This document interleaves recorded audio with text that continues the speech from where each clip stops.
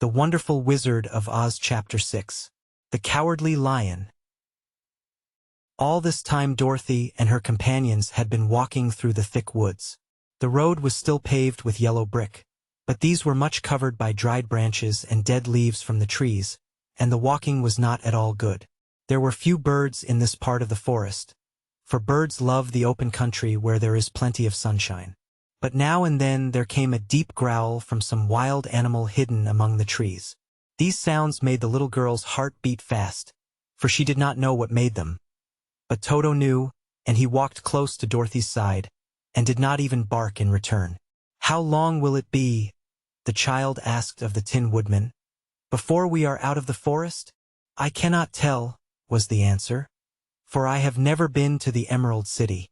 But my father went there once when I was a boy, and he said it was a long journey through a dangerous country, although nearer to the city whereas dwells the country is beautiful. But I am not afraid so long as I have my oil can, and nothing can hurt the scarecrow, while you bear upon your forehead the mark of the good witch's kiss, and that will protect you from harm." "But Toto," said the girl anxiously, "what will protect him?"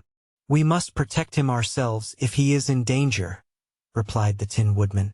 Just as he spoke there came from the forest a terrible roar, and the next moment a great lion bounded into the road.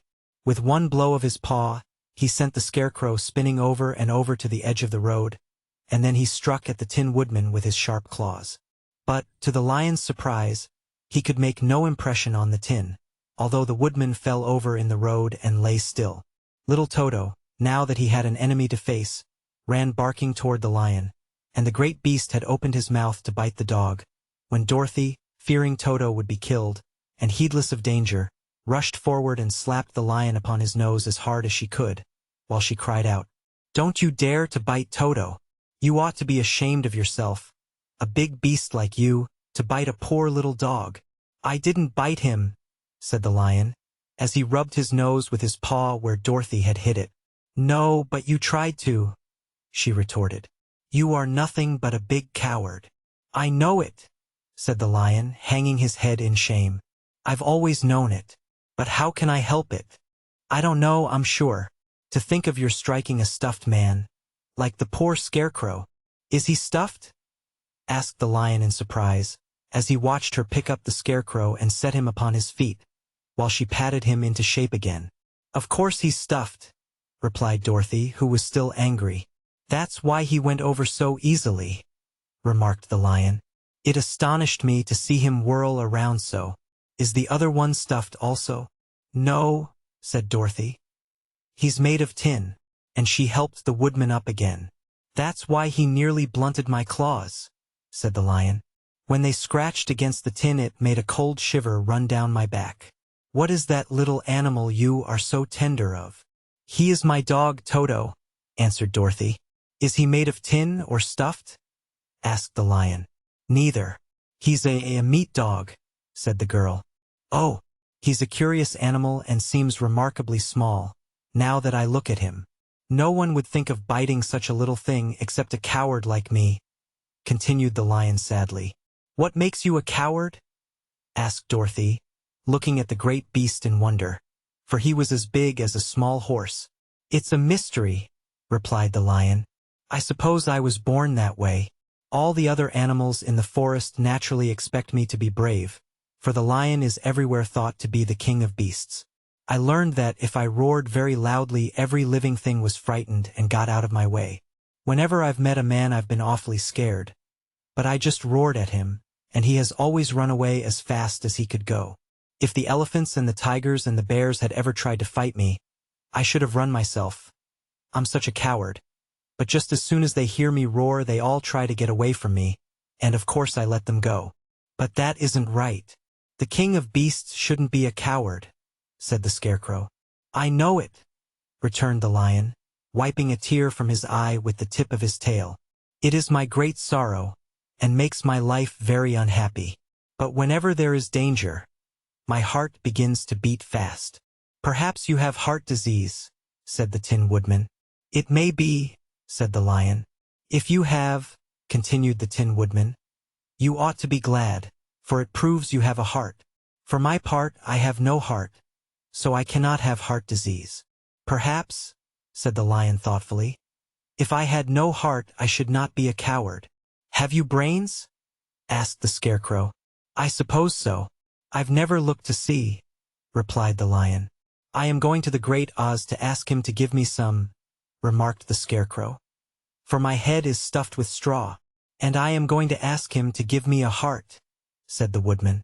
And I am going to ask him to send Toto and me back to Kansas, added Dorothy. Do you think Oz could give me courage? Asked the Cowardly Lion. Just as easily as he could give me brains, said the Scarecrow. Or give me a heart, said the Tin Woodman. Or send me back to Kansas, said Dorothy. Then, if you don't mind, I'll go with you, said the Lion. For my life is simply unbearable without a bit of courage. You will be very welcome, answered Dorothy, for you will help to keep away the other wild beasts. It seems to me they must be more cowardly than you are if they allow you to scare them so easily. They really are, said the Lion. But that doesn't make me any braver, and as long as I know myself to be a coward I shall be unhappy. So once more the little company set off upon the journey, the lion walking with stately strides at Dorothy's side. Toto did not approve of this new comrade at first, for he could not forget how nearly he had been crushed between the lion's great jaws. But after a time he became more at ease, and presently Toto and the Cowardly Lion had grown to be good friends. During the rest of that day there was no other adventure to mar the peace of their journey. Once, indeed, the Tin Woodman stepped upon a beetle that was crawling along the road, and killed the poor little thing. This made the Tin Woodman very unhappy, for he was always careful not to hurt any living creature. And as he walked along he wept several tears of sorrow and regret. These tears ran slowly down his face and over the hinges of his jaw, and there they rusted.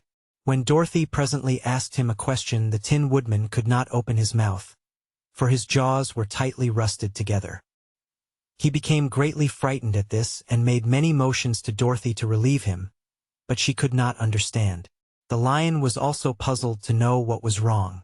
But the Scarecrow seized the oil can from Dorothy's basket and oiled the Woodman's jaws, so that after a few moments he could talk as well as before.